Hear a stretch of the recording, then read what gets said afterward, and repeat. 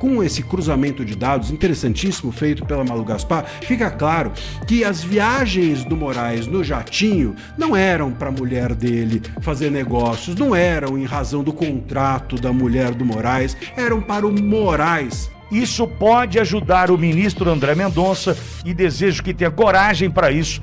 Desejo que o ministro André Mendonça construa com robustez tudo o que seja necessário para a prisão de Alexandre de Moraes. Sejam bem-vindos, o meu nome é Bruno, deixe o seu like e inscreva-se no canal.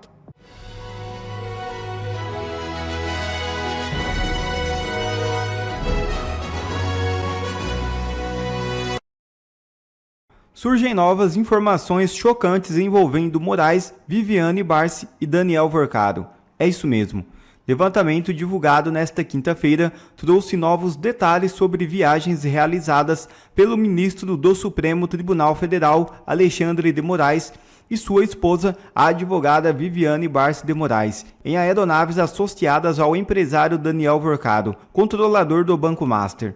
De acordo com os dados, cada trajeto pode ter alcançado o valor de até R$290 mil. As informações indicam que entre maio e outubro do ano passado, o casal realizou ao menos 8 deslocamentos entre Brasília e São Paulo, com pousos nos aeroportos de Congonhas e Catarina. Considerando estimativas de mercado para esse tipo de fretamento, o custo total das viagens supera a marca de R$1 milhão. No detalhamento das viagens, 7 foram realizadas em aeronaves da empresa Prime Aviation, ligada a Daniel Vorcaro, enquanto uma ocorreu por meio da FSW-SPE, sociedade que tem como sócio Fabiano Zettel, cunhado do empresário. O escritório da advogada ressaltou que nem Vorcaro nem Zettel participaram dos voos. À época dos voos, o escritório de Viviane Barsi mantinha contrato com o Banco Master no valor de R$129 milhões, com duração prevista de 3 anos. Entre as atividades previstas estavam a elaboração de 96 pareceres jurídicos, desenvolvimento de código de ética, revisão de normas internas e serviços relacionados à consultoria e compliance. Serviços que até agora não justificaram o valor de R$129 milhões. A Malu Gaspar, que hoje é sem dúvida alguma a maior pedra no sapato do Moraes, fez uma coisa interessante. Ela pegou os dados dos voos do Moraes e da mulher do Moraes nos jatinhos do Vorcaro, dados que foram publicados essa semana pela Folha de São Paulo, e cruzou esses dados com as mensagens do celular do Vorcaro a que ela, Malu Gaspar, teve acesso. E encontrou algumas convergências entre esses dados e mensagens e com isso pôde concluir o que muito provavelmente o ministro Moraes foi fazer durante essas viagens com o jatinho do Vorcaro e, sobretudo, o que ele fez depois dessas viagens. E eu vou te contar o que ela concluiu, ela, Malu Gaspar, e você vai ver que é explosivo. Eu sou André Marcília, advogado, comentarista jurídico, e peço a vocês que, antes de qualquer coisa, se inscrevam aqui no nosso canal e deixem o seu like, deixem o seu joinha. Diz a Malu Gaspar o seguinte: em 21 de maio, véspera da viagem do Moraes de Brasília a São Paulo, em um jato do Vorcaro, o Vorcaro troca uma mensagem com a esposa dele, com a mulher dele, a noiva, a Marta. Diz assim: "Tô aqui em casa, amor, Ciro e Alexandre." O Vorcaro escreve 9h36. O Ciro seria o senador Ciro Nogueira, segundo a Malu Gaspar. Então, o Vorcaro estaria com o Ciro e o Alexandre de Moraes em casa, na casa dele, Vorcaro, às 9h36, véspera da viagem que o Moraes faria. Na manhã do dia seguinte, o Vorcaro relata para a mulher dele: "Olha, os convidados já foram embora e eu me deitei à 1h da manhã." E aí, depois disso, há a viagem do Moraes no jatinho do Vorcaro. 4 dias depois, no dia 26 de maio, o Vorcaro volta a citar Moraes, diz a Malu Gaspar. Ele conta para a noiva que terá um encontro com o ministro e que resolveu, então, organizar um jantarzinho com ele e com a mulher Viviane Barsi, né? E outros 2 convidados. Diz a mensagem do Vorcaro o seguinte, aspas: "Hoje à noite eu teria encontro com o Alexandre, então estou marcando o jantar também com as mulheres, ok?" Disse o Vorcaro para sua noiva. Dias depois, o Moraes, isso 29 de maio, o Moraes e a Viviane voam de Brasília para São Paulo. E aí tem o registro deles chegando em Congonhas.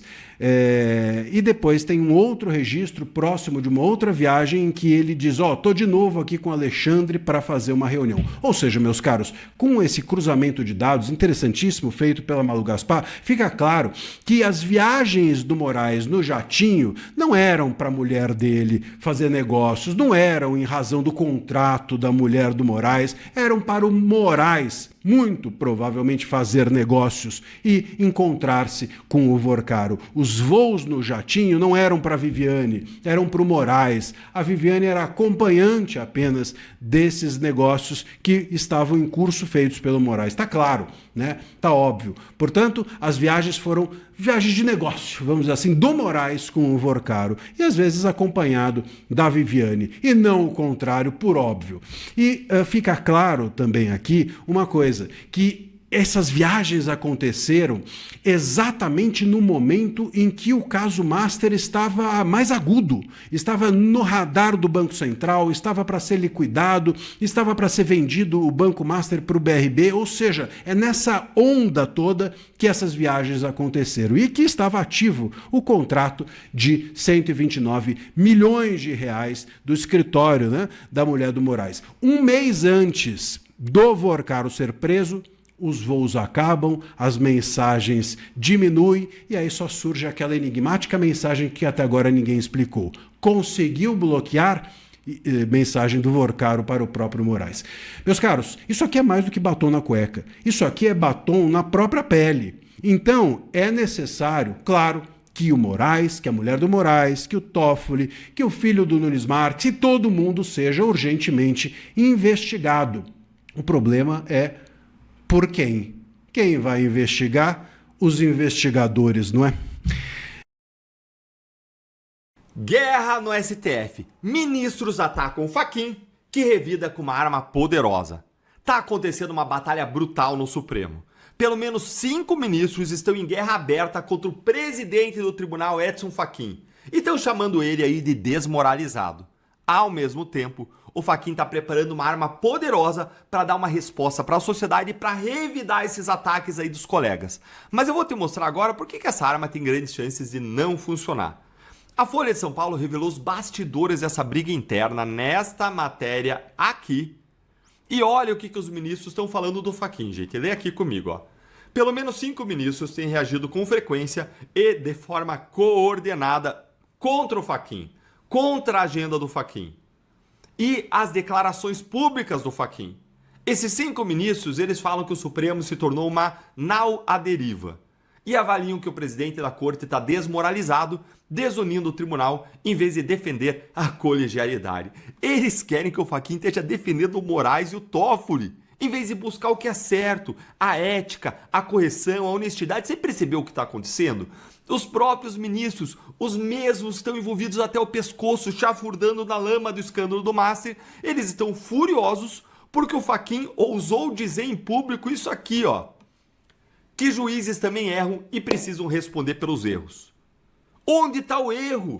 Aponta o erro nisso. Certo, Fachin, juízes erram e precisam responder pelos erros. Só que em vez de refletirem sobre os erros, em vez de pedirem desculpas, em vez de renunciarem, reconhecerem, se submeterem a uma investigação, eles estão atacando quem cobra a responsabilidade. E a Folha de São Paulo deixou aqui a queixa dos ministros aqui detalhada. Olha o que eles dizem. Esses 5 ministros dizem que o Fachin quer deixar um legado em defesa da pauta ética, mas ao custo de desgastar os colegas em praça pública. Ora, quem desgasta não é o Fachin, é eles mesmos que fizeram as besteiras. E isso dá munição aos opositores do Supremo, tanto no Congresso quanto na sociedade. Quem dá munição é quem fez coisa errada. Quer dizer, o problema para esses 5 ministros aí não são os escândalos deles mesmos. Não, o problema é que alguém está falando dos escândalos. É como se o criminoso viesse querer brigar com a vítima, porque a vítima denunciou ele na delegacia. Pode uma coisa dessas? A culpa é da vítima.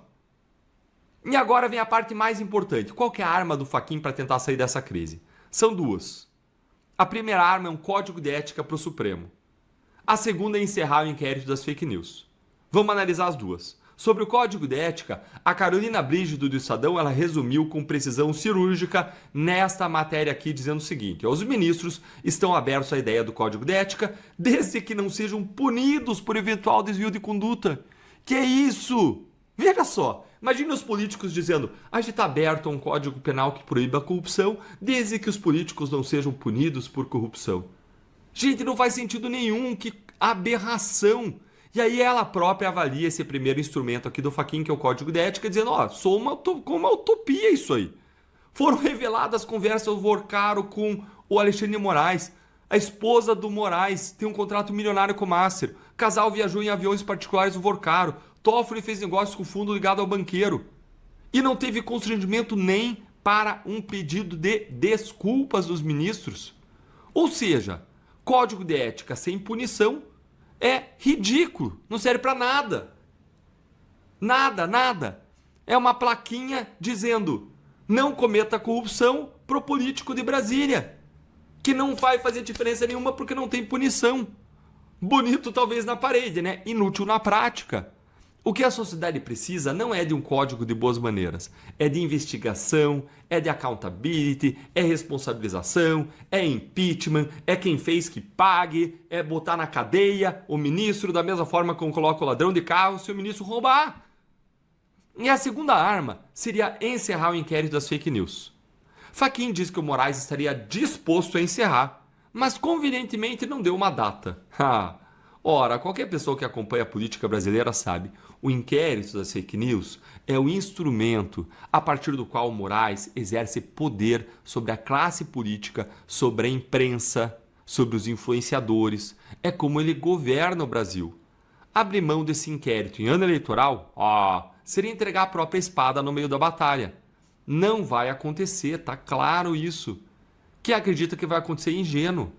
E aí mora o cerne do problema dessa história toda. Fachin tenta salvar a imagem do Supremo, mas esbarra nos próprios colegas que querem proteger a corporação, ou seria proteger eles mesmos, ainda que em prejuízo da corporação.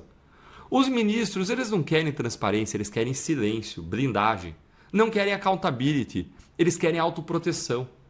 E as armas do Fachin, um código sem punição, uma promessa sem data, não tem calibre, não tem força para enfrentar o tamanho da crise em que o STF se meteu. Agora quero ouvir a tua opinião. Você acha que o ministro Fachin vai conseguir vencer essa guerra? Eu vou te falar o que eu acho que o Fachin devia fazer. Eu ia encerrar o vídeo, mas eu vou te falar. O Fachin ele tinha que ir a público e falar: é uma vergonha o que aconteceu no Supremo. É uma vergonha esse contrato com a esposa, é uma vergonha o Toffoli ser dono disso aí, tá tudo escondido. De onde veio o dinheiro do Toffoli? Ele tinha que ir para a imprensa falar, chamar a responsabilidade, dizer: no que depender de mim, esses ministros vão ser investigados como qualquer cidadão. Ele ia fazer o melhor ato para recuperar a imagem do Supremo. Um ato decente, um ato de coragem, um ato de honestidade, um ato que ia chamar a responsabilidade quem tem que ser chamado. Mas iam isolar o Fachin. Dane-se! É a honra dele, é a biografia dele, é o papel dele como presidente supremo, é o que o povo espera dele, é a conduta que se espera de um magistrado, de um líder de uma instituição em que vieram à tona coisas tão erradas. Me conta aí se você concorda comigo, se inscreve no canal. Wellington Barros chegando por aqui. Fala, Barros. Pitoli, destaque da revista Veja, publicado hoje, que diz que investigadores da Polícia Federal que atuam na delação premiada de Daniel Vorcaro já cobraram do dono do Banco Master informações sobre os negócios envolvendo ministros do Supremo Tribunal Federal. O banqueiro já começou a prestar depoimentos e a organizar provas e anexos para delatar políticos e integrantes de todos os poderes da República que lucraram a serviço do Master. As fraudes investigadas pela polícia envolvem desvios de cerca de 50 bilhões de reais. Vorcaro está preso na Superintendência da Polícia Federal em Brasília. Pitoli, essa é a fase da delação premiada em que o banqueiro e sua defesa apresentam provas daquilo que ele está dizendo, para que depois de tudo já apresentado à polícia, material robusto, é assinado então o acordo de delação premiada. Então ele apresenta essas informações, apresenta provas, pelo menos menos de acordo aqui com as informações da revista Veja, já foi orientado que vai ter que contar tudo, não adianta querer fazer delação a conta-gotas, que isso não vai rolar, a polícia vai pressioná-lo, assim como as demais, o Supremo, a PGR, enfim, todo mundo vai em cima dessa delação premiada e a polícia tem a intenção de pressioná-lo para que ele entregue todos os políticos envolvidos, os ministros envolvidos e também as provas que de fato comprovem a participação dessas autoridades, desses personagens no esquema do Banco Master. Olha, obrigado, Barros. Aí tem um ponto importante tratado pelo Dr. Cláudio Cofari, como eu brinco aqui, meu professor e Dr. Cláudio Cofari. Quem tem a faca e o queijo na mão para prender, mandar prender preventivamente Alexandre de Moraes, esse nome é André Mendonça. Se o que traz Daniel Vocaro, segundo essa matéria da Veja, com relação a ministros do Supremo, e aí então ações de ministros do Supremo que sejam atrapalhando o andamento das investigações, entendo eu que com provas robustas, e eu acho que não deve faltar, Vocaro cuidou muito bem disso, Vocaro cuidou muito bem de cada conversa com cada um dos personagens da República, que ele sabia como amarrar o rabo direitinho. Então, entenda, quando falamos de Daniel Vocaro, delação, Polícia Federal já ouvindo o Daniel Vocaro sobre participação ou conversas com ministros do Supremo, isso pode ajudar o ministro André Mendonça e desejo que tenha coragem para isso, desejo que o ministro André Mendonça construa com robustez tudo o que seja necessário para a prisão de Alexandre de Moraes. Eu vou repetir, que tem elementos de sobra para produzir um documento robusto para a prisão de Alexandre de Moraes. É torcida? Sim, é torcida. Dentro do que é justo, da maneira que a justiça deve ser praticada, se entender que está interferindo no andamento, que seja preso. Oração por André Mendonça, amigo. Muita oração por André Mendonça. Acho que é fundamental entendermos o tamanho da importância desse homem agora. Obrigado a você que assistiu esse vídeo até aqui. Deixe o seu comentário e não se esqueça de se inscrever no canal e deixar o seu like. Até a próxima!